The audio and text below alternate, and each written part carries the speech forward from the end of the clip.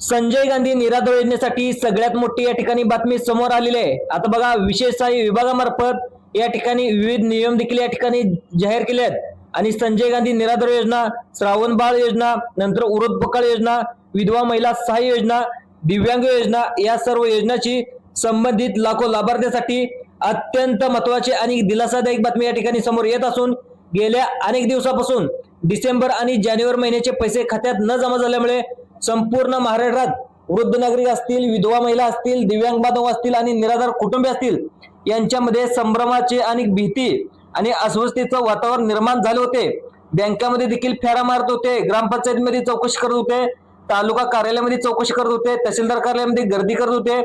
Social मीडियावरती पसरलेल्या अफवामुळे ही योजना बंद झाली की काय, नाव अनुदानातून आणि नाव यादीतून कट झाली की काय, पैसे मिळणार की नाही, असे असंख्य प्रश्न लोकांच्या मनामध्ये निर्माण झाले होते।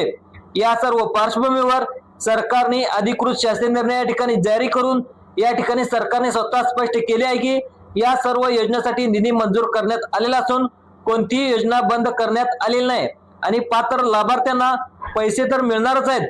मात्र हा निधी थेट आता एका दिवशी संपूर्ण राज्यातील सर्व लाभार्थ्यांच्या खात्यामध्ये जमा करणे तांत्रिकदृष्ट्या आणि प्रशासकीय दृष्ट्या शक्य नसल्यामुळे निधी वितरणाची एक ठराविक आणि नियोजनाबद्ध टप्प्याटप्प्याने ही माहिती राबवली जाणार आहे, अशी माहिती देखील आता सरकारकडून सांगण्यात आलेली आहे। ज्यामध्ये प्रथम राज्य सरकारकडून विभागीय आयुक्ताकडे हा निधी आता वर्ग केला जाणार आहे। त्यानंतर विभागीय आयुक्ताकडून संबंधित जिल्हाधिकाऱ्याला हा पैसे पाठवले जाणार आहेत आणि जिल्हा अधिकाऱ्याकडून तो निधी तालुका स्तरावर वितरित केला जाणार आहे आणि शेवटी तालुका कार्यालयामार्फत थेट आता लाभार्थ्याच्या खात्यामध्ये म्हणजे डीबीटी प्रणालीद्वारे तुमच्या खात्यामध्ये जमा होणार आहे। त्यामुळे काही जिल्ह्यामध्ये तालुक्यामध्ये लाभार्थ्यांना पैसे लवकर मिळू शकतात, तर काही ठिकाणी प्रशासकीय प्रक्रियेमुळे थोडासा विलंब जाणवू शकतो, परंतु याचा अर्थ पैसे येणार नाहीत किंवा ही योजना रद्द झाली असं तुम्ही अजिबात मानू नका। महाराष्ट्र शासन निर्णयात स्पष्टपणे या ठिकाणी नमूद करण्यात आले की सर्व पात्र लाभार्थ्याच्या संबंधित महिन्याचा हप्ता या ठिकाणी देण्यात येणार आहे। बहुतांश योजना अंतर्गत प्रति लाभार्थी साधारणपणे 1500 रुपये इतकी मासिक रक्कम या ठिकाणी दिली जाते। ज्या लाभार्थ्याच्या मागील महिन्यात थकीत असतील तर त्यांना थकीत रक्कम देखील एकत्रित जमा होण्याची शक्यता आहे आणि शासन निर्णयात लेखी शीर्षक, मागणी क्रमांक, खाते प्रमुख, अर्थसंकल्पित तरतूद यासारखी तांत्रिक आणि प्रशासकीय माहिती सुद्धा या ठिकाणी नमूद करण्यात असली तरी सामान्य लाभार्थीच्या दृष्टीने सर्वात महत्त्वाची बाब म्हणजे पैसे खात्यामध्ये येण्यासाठी काही मूलभूत अटी पूर्ण करणं अत्यंत आवश्यक आहे। त्यामध्ये सर्वात पहिली महत्त्वाची अट म्हणजे ई-केवायसी पूर्ण असणं। महाराष्ट्र शासनाने ग्रामपंचायत किंवा तालुका स्तरावर तुमची ई-केवायसी राबवली असून ज्यांची ई-केवायसी अपूर्ण आहे किंवा त्यांनी ही प्रक्रिया केलेली नाही अशा लाभार्थीचे पैसे या ठिकाणी तात्पुरते थांबवले जाऊ शकतात, अशी माहिती देखील आता राज्य शासनाकडून सांगण्यात आलेली आहे। दुसरी महत्त्वाची अट म्हणजे आधार कार्ड बँक खात्याची लिंक असणे, कारण थेट लाभ हस्तांतरण प्रणालीद्वारे हे पैसे आता आधारशी संलग्न बँक खात्यामध्ये जमा केले जाणार आहेत आणि आधार कार्ड बँक नसेल म्हणजे काय तुमचं आधार कार्ड आहे ते बँकेला लिंक नसेल तर हे पैसे आता परत जाणार असल्याची माहिती आता राज्य सरकारकडून सांगण्यात आलेली आहे। त्यामुळे तुमच्या बँकेच्या खात्यामध्ये हे पैसे जमा होणार नाहीत। तिसरा अत्यंत महत्त्वाची बाब म्हणजे आधार कार्ड अपडेट करणे, कारण 5 वर्षापेक्षा जुनं आधार कार्ड बायोमेट्रिक अपडेट नसेल तर आधार कार्ड तांत्रिक कारणामुळे निष्क्रिय केलेला असेल तर आधार बंद असल्यास तो या ठिकाणी पैसे जमा होण्याची शक्यता कमी होणार आहे आणि एकदा जर आधार कार्ड निष्क्रिय झाले तर कोणतेही तुम्हाला सरकारी योजनेचा लाभ मिळणं जवळजवळ अशक्य होणार असल्याची माहिती या ठिकाणी शासनाकडून सांगण्यात आलेली आहे। त्यामुळे शासन आणि प्रशासनाकडून वारंवार आव्हान देखील करण्यात येत होते की सर्व लाभार्थ्यांना तात्काळ ई-केवायसी पूर्ण करून घ्या, त्यानंतर आधार कार्ड बँकेला लिंक करून घ्या, त्यानंतर सगळ्यात महत्त्वाचं म्हणजे तुमचं आधार कार्ड अपडेट करून घ्या।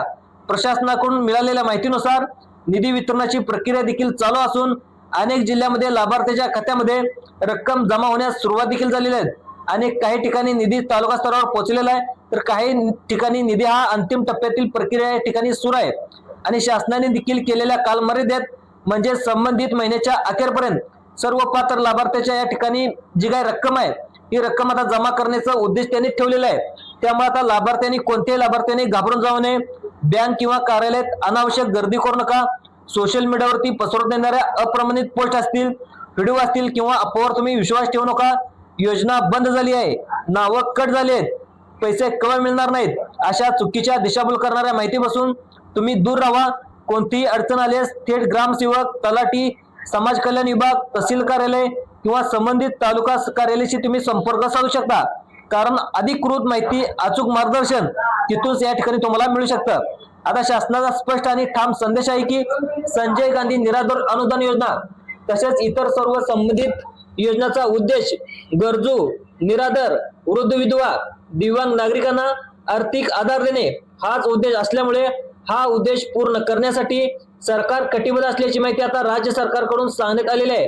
त्यामुळे सर्व पात्र लाभार्थ्यांना त्यांच्या हक्काचा पैसा तर मिळणारच आहे, फक्त थोडासा संयम ठेवणं आवश्यक असल्याची माहिती या ठिकाणी आता राज्य सरकारकडून सांगण्यात आलेली आहे. त्यानंतर बघा, कागदपत्र तुम्हाला पूर्ण असणं अतिशय गरजेचं आहे. जर तुमची कागदपत्र पूर्ण नसले तर तुम्हाला कोणतेही पैसे या ठिकाणी तुमच्या बँकेच्या खात्यावरती जमा होणार नाहीत, अशी माहिती देखील आता राज्य सरकारकडून सांगण्यात आलेली आहे. त्यामुळे सगळ्यात महत्त्वाचं, तुम्हाला जर अनुदान हवे असेल, तुम्हाला संजय गांधी निराधार योजनेची पेन्शन हवी असेल तर तुम्हाला कोणकोणत्या बँकेमध्ये सगळ्यात अगोदर जमा होणार आहे ते देखील बघता. तुमचं खातं स्टेट बँक ऑफ इंडियामध्ये असेल, नंतर महाराष्ट्र बँकेमध्ये असेल, HDFC बँकेमध्ये असेल, पोस्टात असेल, जिल्हा मध्यवर्ती बँकेत असेल, जे काही शासनाच्या, ज्या काही महाराष्ट्र सरकारच्या बँका आहेत त्या महाराष्ट्र सरकारच्या सर्व बँकेमध्ये हे पैसे या ठिकाणी जमा होणार असल्याची माहिती राज्य सरकारकडून या ठिकाणी समोर आलेलं आहे. आता सगळ्यात महत्त्वाचं पाहायला गेलं तर आपल्या महाराष्ट्रामध्ये टोटल 36 जिल्हे आहेत, तर 36 जिल्ह्यापैकी 36 जिल्ह्यामध्ये पहिल्या टप्प्यामध्ये हे पैसे जमा होणार नाहीत, अशी माहिती देखील आता राज्य सरकारकडून समोर आलेली आहे. त्यामुळे आता तुम्हाला कोणकोणते नियम सांगले, तुम्हाला कोणकोणत्या अटीचं पालन करायचं आहे ते देखील सांगलं. आता पैसे तुम्हाला कधी जमा होणार आहेत आणि सगळ्यात अगोदर कोणत्या टप्प्यामध्ये कोणते जिल्हे आहेत, पहिल्या टप्प्यामध्ये कोणकोणते जिल्हे घेण्यात येणार आहेत याची देखील सविस्तर माहिती या ठिकाणी सांगणार आहे. सगळ्यात महत्त्वाचं म्हणजे तुम्ही महाराष्ट्रातून कोणत्या जिल्ह्यातून राहता, कोणत्या जिल्ह्यामध्ये राहता, कमेंटमध्ये सांगायला देखील तुम्ही विसरू नका. सगळ्यात पहिला जिल्हा घेण्यात आलाय तो म्हणजे यवतमाळ.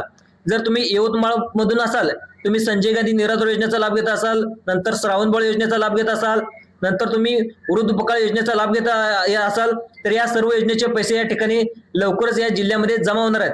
त्यानंतर पाहायला गेलं तर अमरावती जिल्ह्यामध्ये सुद्धा हे पैसे जमा होणार आहेत. त्यानंतर पाहायला गेलं तर धाराशिव, नंतर सोलापूर या जिल्ह्यामध्ये देखील हे पैसे जमा होणार आहेत. त्यानंतर पाहायला गेलं तर पुणे, मुंबई या जिल्ह्यामध्ये देखील हे पैसे जमा होणार आहेत. त्यानंतर पाहिलं तर सांगली, सातारा, कोल्हापूर या जिल्ह्यामध्ये देखील पहिल्या टप्प्यामध्ये हे पैसे जमा होणार असल्याची माहिती या ठिकाणी आता सरकारकडून सांगण्यात आली आहे. त्यानंतर पाहायला गेलं तर संपूर्ण महाराष्ट्रामध्ये दुसऱ्या टप्प्यामध्ये कोणकोणते जिल्हे येणार आहेत याची देखील सविस्तर डिटेल या व्हिडिओच्या माध्यमातून या ठिकाणी मी सांगणार आहे. त्यामुळे दिव्यांग नागरिकांना आर्थिक आधार देणे हाच उद्देश असून संपूर्ण उद्देश पूर्ण करण्यासाठी सरकार कटिबद्ध असल्याची माहिती आता सरकारकडून सांगण्यात आलेली आहे. त्यामुळे सर्व पात्र लाभार्थ्यांना त्यांच्या हक्काचा पैसा मिळणार आहे. फक्त थोडासा संयम ठेवा, आवश्यक कागदपत्रे तुम्ही पूर्ण करा, अधिकृत सूचनाचे पालन करा, तसेच माहिती ही समाजातील प्रत्येक गरजू व्यक्तीपर्यंत पोहोचवा. यासाठी नागरिकांनी आपल्या गावातील, वस्तीतील, परिसरातील वृद्ध नागरिक, विधवा महिला, दिव्यांग बांधव आणि निराधार कुटुंबाला ही माहिती सांगा, जेणेकरून माहिती अभावी कुणाचीही आर्थिक किंवा मानसिक त्रास होऊ नये. कारण या योजनेमधून मिळणारी रक्कम अनेक कुटुंबासाठी औषधोपचार असेल, दैनंदिन गरजा असेल, त्यांचा जगण्याचा आधार असते.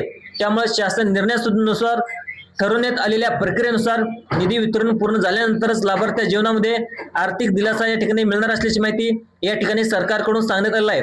मित्रांनो, हा व्हिडिओ आवडल्यास जास्तीत जास्त लाईक करा, सबस्क्राईब करा, दुसऱ्या लोकांना सुद्धा शेअर करा. धन्यवाद.